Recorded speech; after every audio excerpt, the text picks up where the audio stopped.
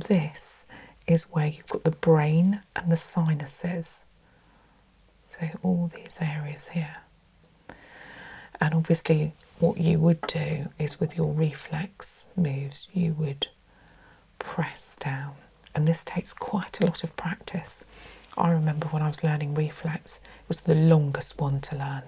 People do feel that pressing on certain parts of the hands that correspond with these zones do stimulate that area and the signals along the spinal cord up to what we call the thalamus gland in the brain, which then produces endorphins.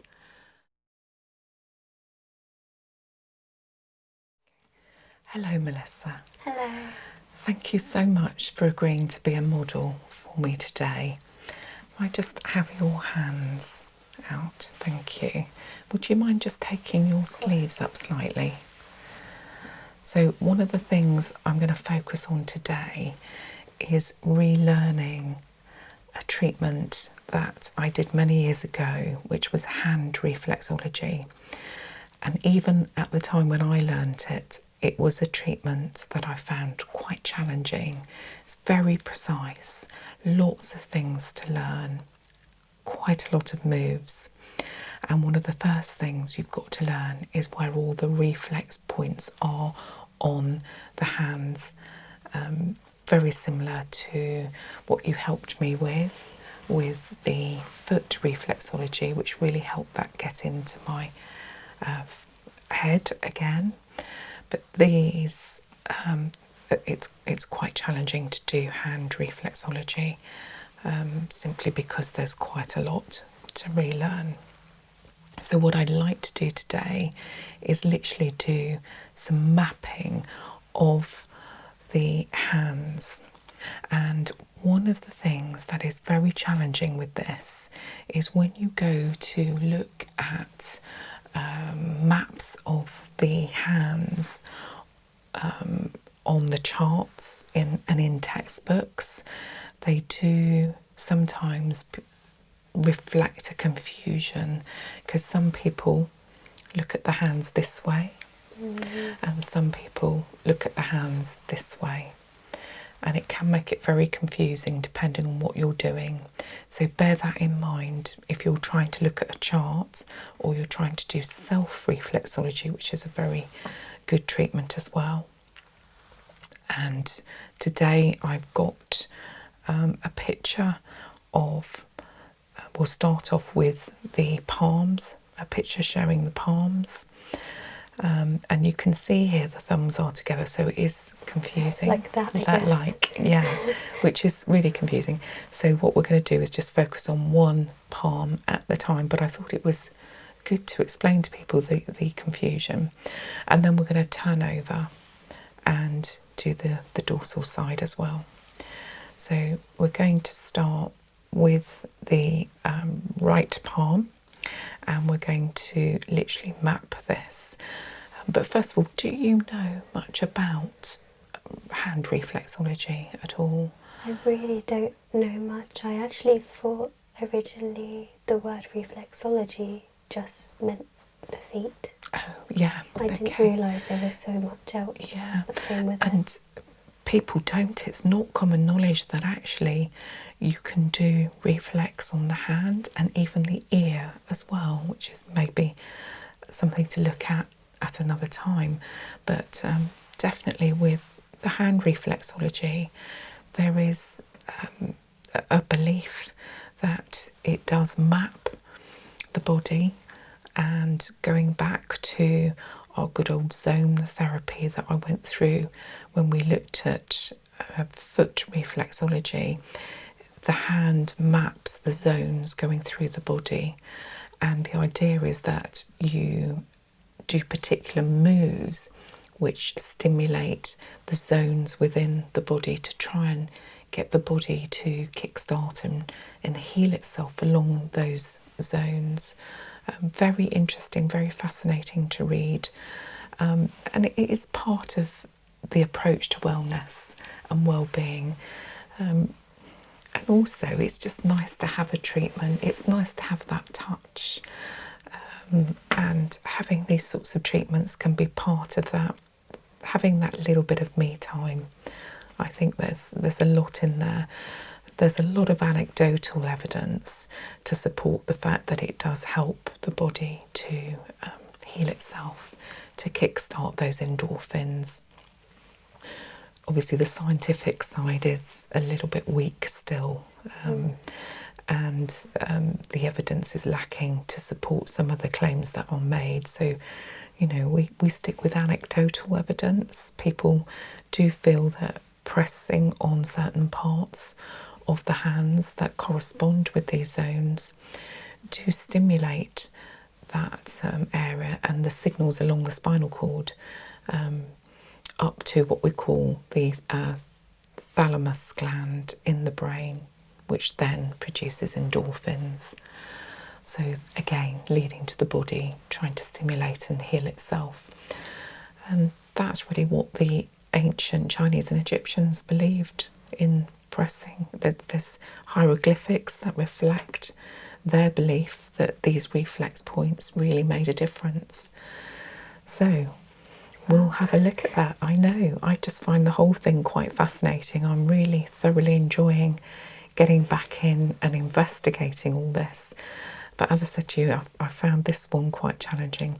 So what we'll do is we're going to follow this wonderful diagram. So useful to have it on an iPad, quite colourful, very clear.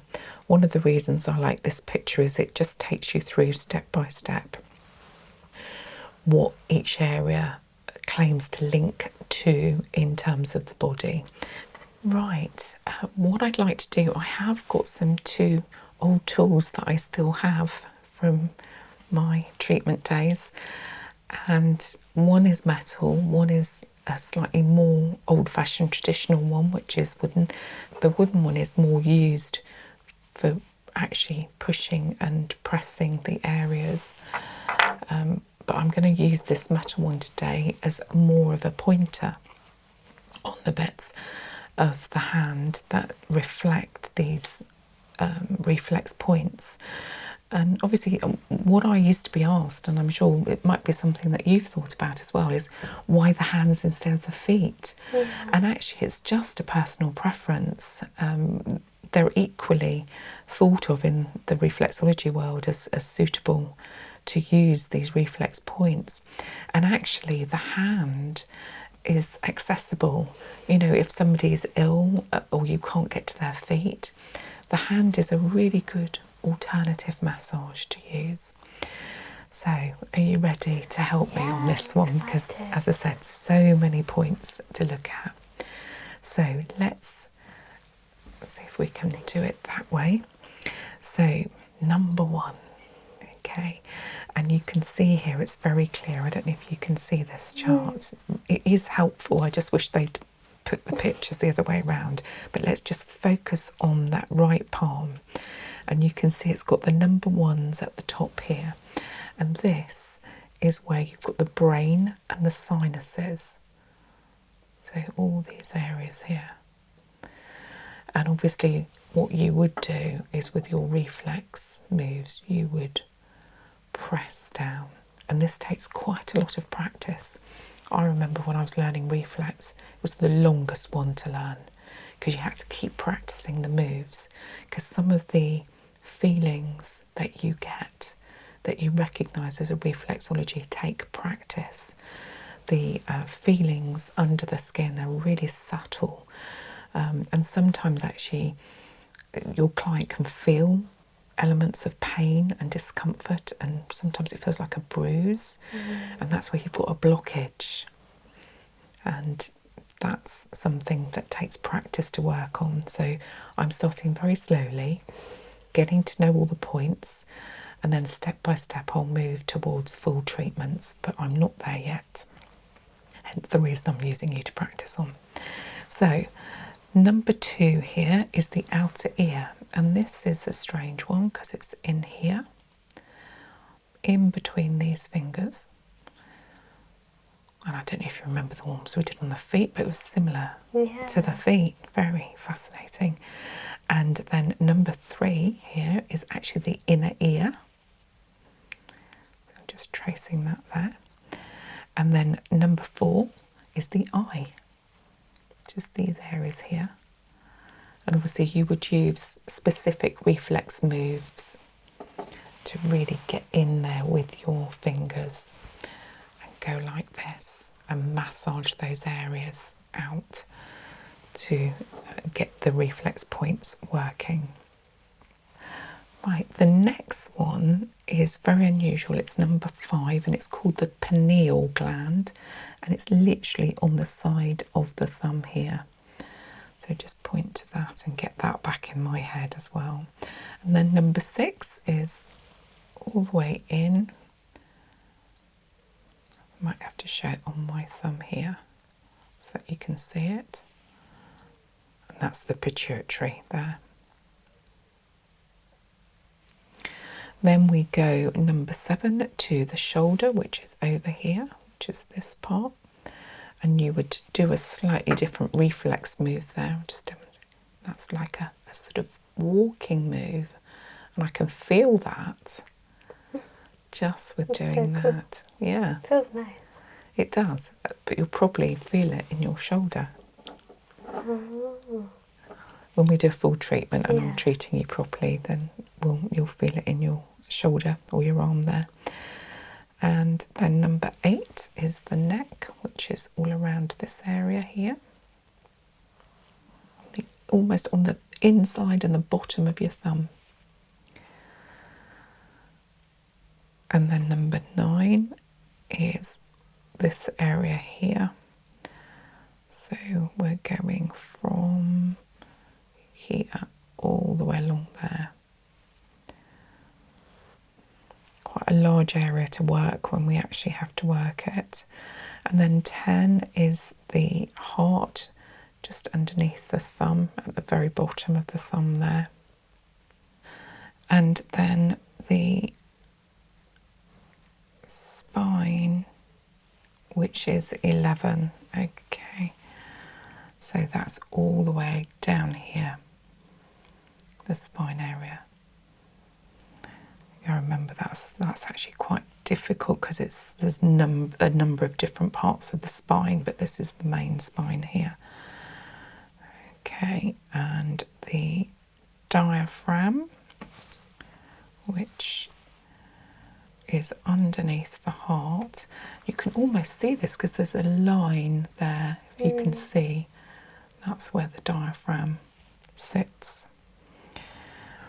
Right, so after the diaphragm, we've got the solar plexus, which is this point right in the middle here, which harnesses a lot of energy and often needs clearing. So that's a really good point.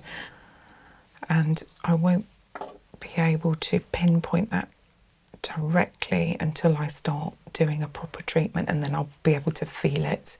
You can actually feel it when you're doing it, but just pointing to it, we're not going to feel it. I need to press quite deeply on that one. And then 14 is this huge area here, which is the liver, which is great. And within the liver, you've got down from the second finger is the gallbladder, which is just there. Okay, then we've got 16, which is the stomach area, and it's quite small on the right palm. There's a bigger section on the left palm, but we'll get to that when we look at the left palm. But there's a small part because the stomach goes over obviously towards one side of your body, and that's reflected on your hands, the fact that it is going across both areas. And although 17 would be the spleen, it's actually only on the left palm, it's not on the right palm. Then we've got 18, which is the adrenal glands, which you have on each palm, which is just about here. And then we've got 19, which we'll cover later because that's on the left palm. Okay, so number 20 is the kidneys, which you have just here. And then you have what we call the ureter going down, 21. And then 22 is the stomach area towards the side here, on both sides, obviously. And then we have the duodenum, which is just above that area. Just above that area there. So 24 is the small intestine, which covers this quite large area here. And then you have the large intestine, which actually goes underneath that and right the way along, coming down along that up to about halfway there. So after the large intestine and colon, 26 is something called the cranial nerves, and that literally follows all of the edges of all of the fingers, and these are all your cranial nerves going all the way around. And that's finishing the right palm, so thank you. Hopefully that shows you how complex this can be, this treatment. This is why it takes quite a long time to get to grips with it. Right, thank you for that. What I'd like to do now is we can go through the left palm much quicker because we're just duplicating for some of these things, but there are some things that are only on the left palm. So one again is the brain and sinuses. 2 is the outer ear. 3 is the inner ear. 4 is the eye. 5 is the pineal. 6 is the pituitary. 7 is just nipping over to the other side here, which is the shoulder and arm. 8 is the neck.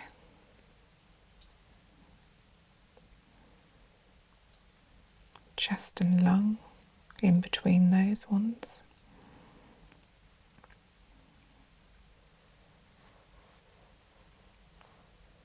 10 is the heart,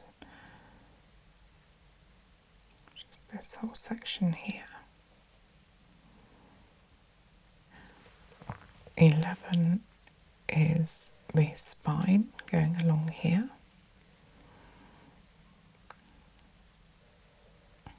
12 again is that line, which is the diaphragm,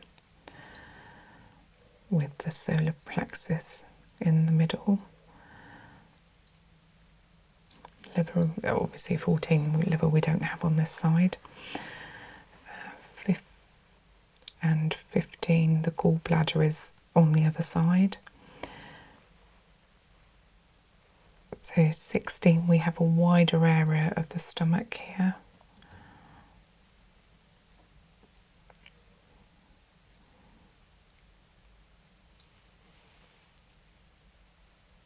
And at the side of that we have the spleen, which is only on this side.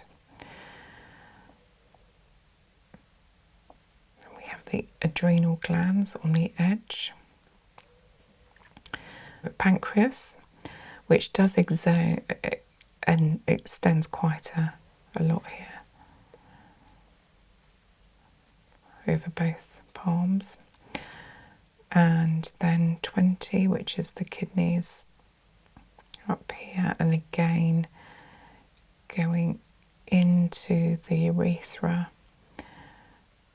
22 and 21, and 22, which is the bladder on the side down here. duodenum, which is down here, the small intestine, which is this area, which we had on the other side, the large intestine going round that as well, and then the cranial nerves all the way round. So what you've got to remember is that you've got a few things on one palm and not on the others. So quite a lot to do there.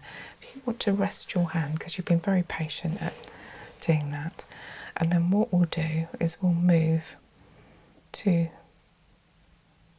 the dorsal images, which are just the top of the hand there.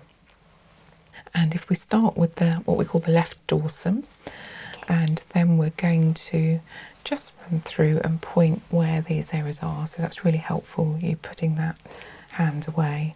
So left dorsum we're looking at, and number 8 is the neck, which is along here. Number 11, which is the spine, going along here. And then we have the hip and sciatic nerve, which is on this side, just about here. Then 28, which is the lymphatics of the upper body, which is just on these first 3 sections of this hand. And I remember this is one you've got to be careful of because it's on different fingers on the other side, so you've got to be careful on that one. And the lymphatics are, it's important to get that one right because that has a real impact on protection and working areas that are blocked, which can help you stop getting infections, even things like simple colds. So working on the correct ones for those is important. And then we've got 29, which is this huge area here, which is the chest, the breast and the mammary glands. So quite a large area to work over there. And then 30 down the bottom here is the fallopian tubes and the lymphatics of the lower part of the body. 31, which is here, which is the uterus.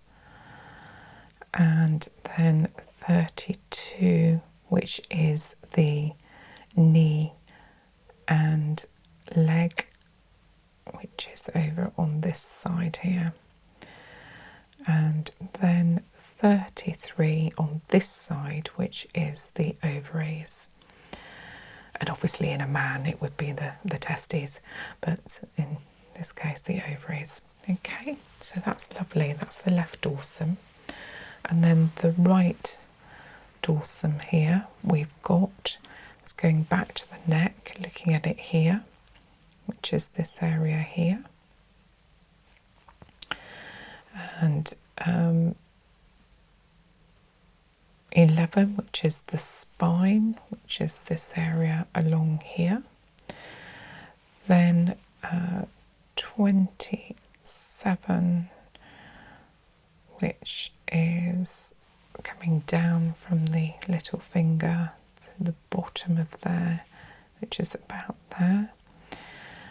So that's the hip and sciatic nerve. And then 28, again massaging sort of in between the fingers really. You've got so this whole area here which is covered.